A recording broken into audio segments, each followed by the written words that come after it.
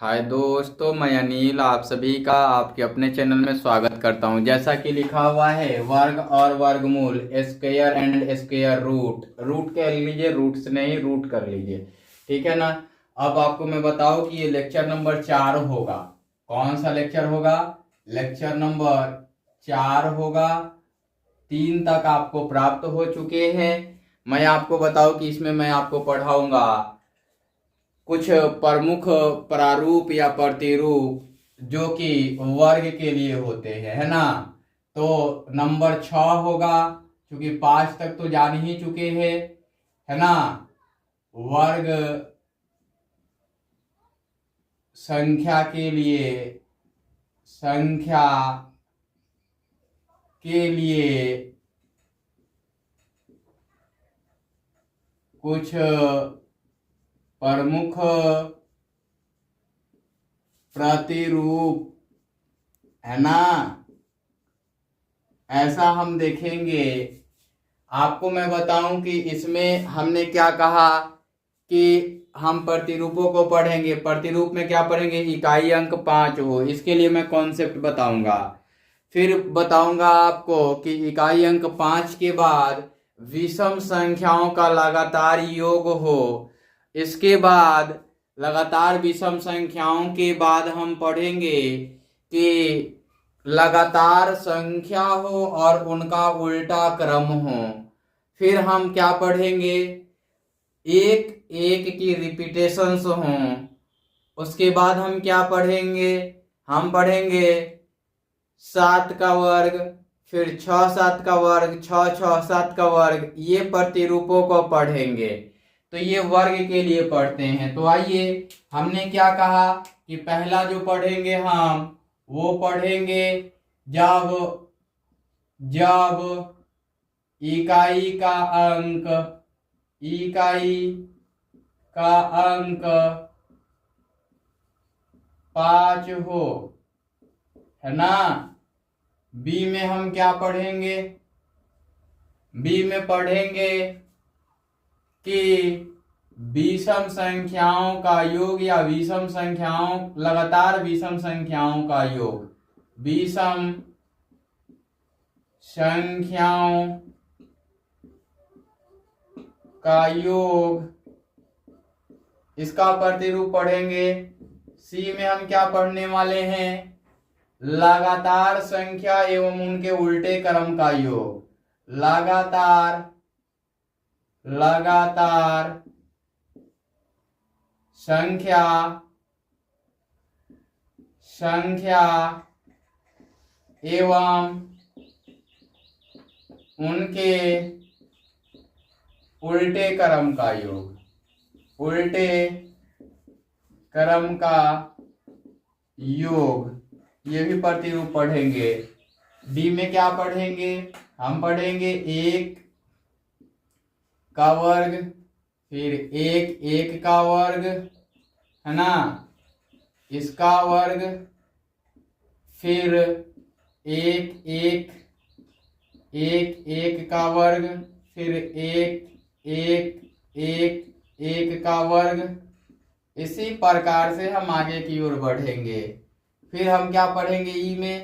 ई में पढ़ेंगे हम 7 का वर्ग, 6 7 का वर्ग, कमा 6 6 7 का वर्ग, कमा 6 6 6 7 का वर्ग, कमा डॉट डॉट डॉट, ये पढ़ेंगे। अब आपको मैं बता दूं कि हमने 5 पैटर्न लिखा। हम इसमें पढ़ेंगे कहाँ तक अधिकतम जा सकते हैं, इसमें भी पढ़ेंगे कहाँ तक अधिकतम जा सकते हैं। आइए देख लेते हैं। पहले का, जब इकाई अंक 5 हो, है ना, इसका तो कोई नंबर प्रतिरूप ए वाले के लिए प्रतिरूप A5 के फॉर्मेट का हो और इसका वर्ग निकालना हो, जहां ए जो हो ये चर राशि हो और चर को वेरिएबल बोलते हैं, वेरिएबल बोलते हैं, ये हो। अब आते हैं आगे की ओर। इसके ऊपर उदाहरण पढ़ते हैं। जैसे कि हमने 15 का निकालना है, पहले तो इसके लिए लिख लें a इंटू a+1 और ये 5² ऐसे करके निकालेंगे। तो आइए यहाँ देख लेते हैं। हमने एक नंबर लिया 15 और 15 का वर्ग ले लिया। और देखिए यहाँ a के मान क्या दिए गए हैं, 1 दिए गए हैं। तो हम 1 और a+1 अर्थात 2 और ये 5 का वर्ग, 2 एकम 2 और 5 पचे 25, 225 हो गया आपका, है ना, 225 हो गया। अब आते हैं आगे की ओर। जैसा कि आप देख पा रहे हैं, अगर मैं इसी में 45 ले लूं और इसका वर्ग निकालूं तो हो जाएगा 4 गुणा 5, चूंकि 4 एक 5 और 5 का वर्ग, तो ये हो जाएगा 20 25। तो 20 25 इसका उत्तर हो जाएगा। बाकी आप फॉर्मेट से निकाल के देखते रहे।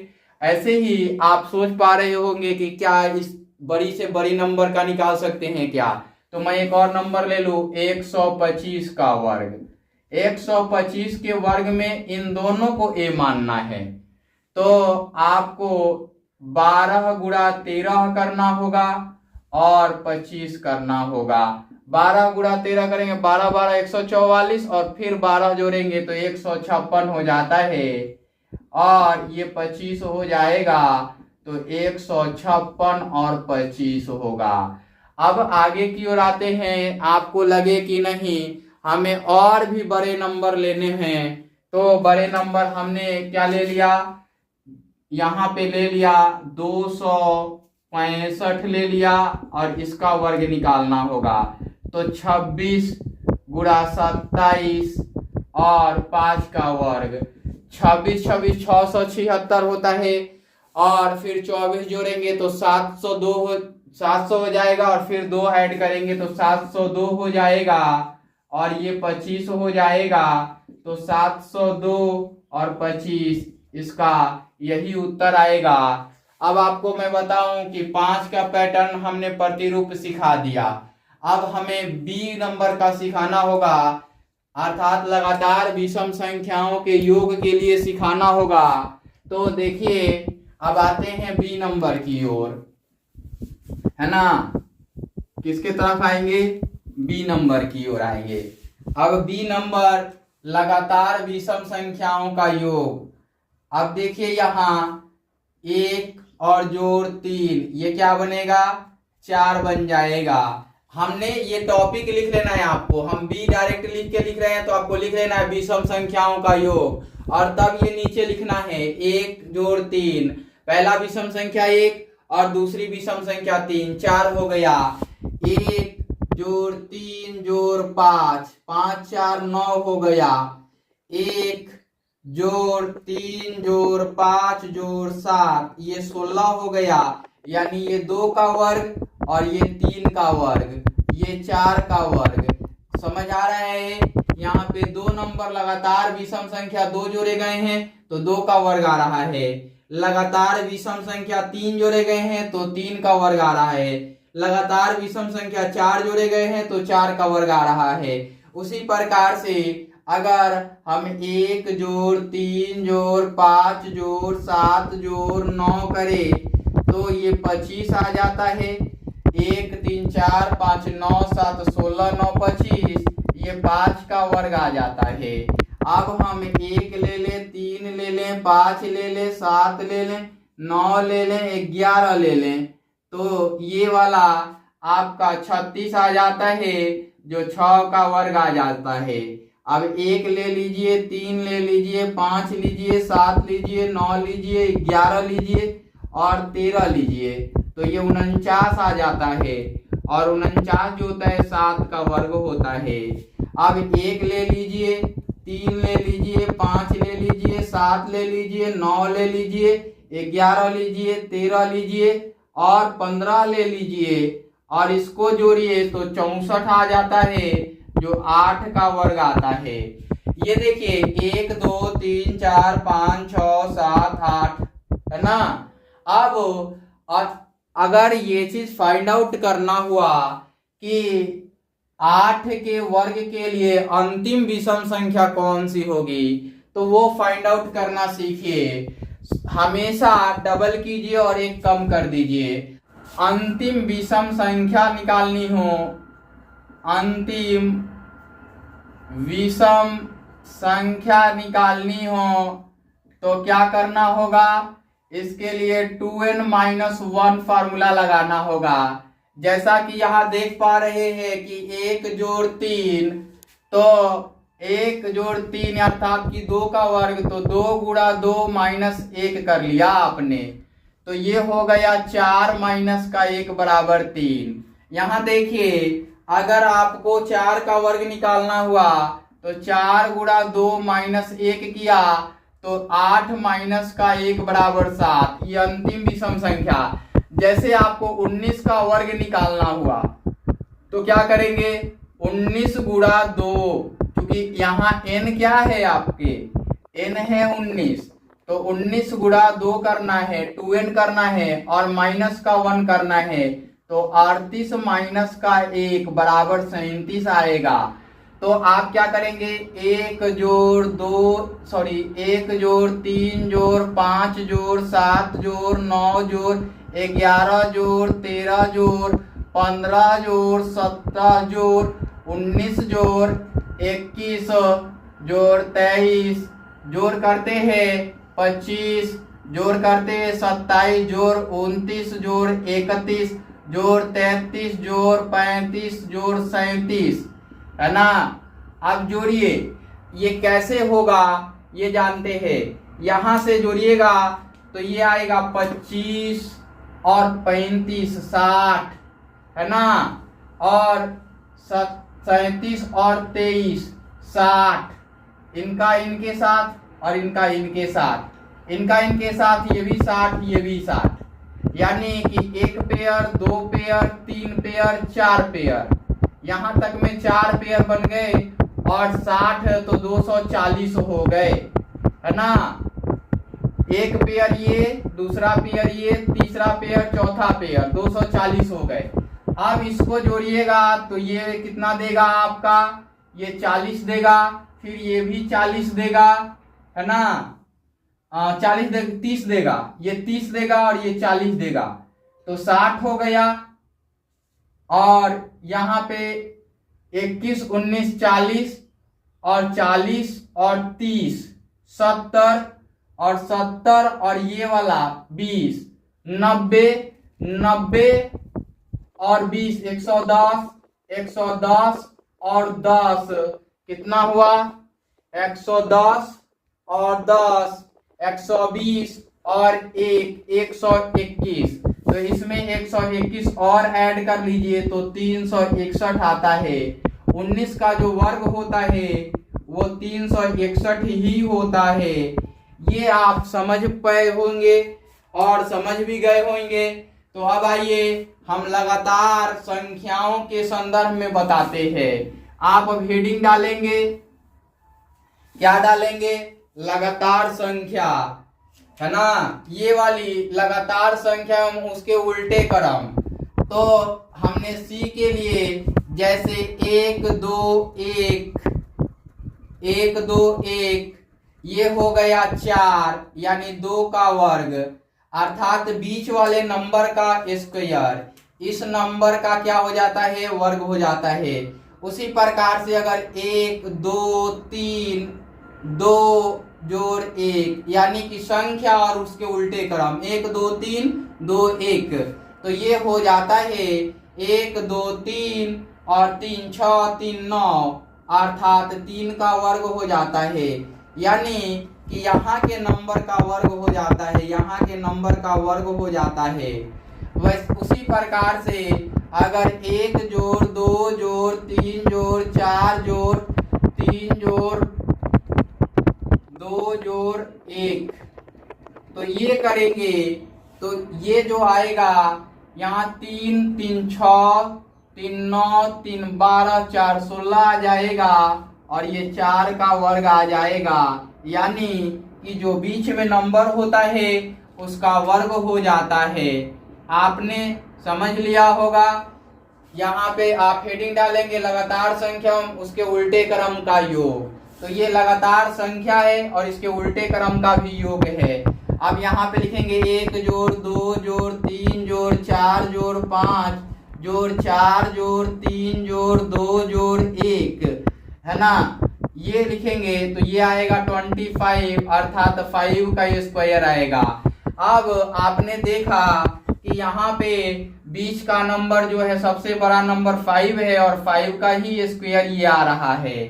तो उम्मीद है कि ये समझ आ गया होगा। अब आ जाते हैं आगे की ओर, डी में आ जाते हैं, है ना।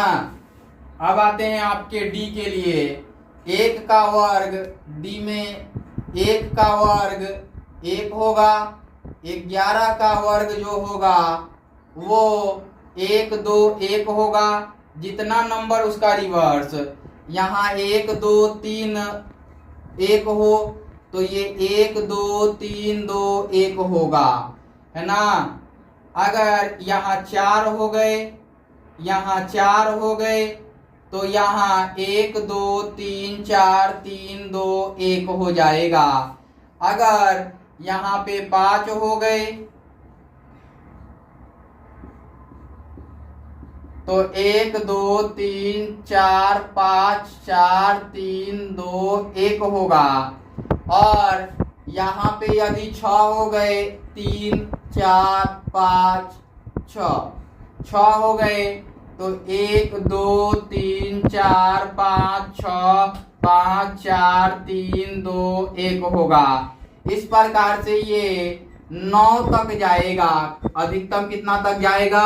9 तक। 1 2 3 4 5 6 7 8 9 तक जाएगा।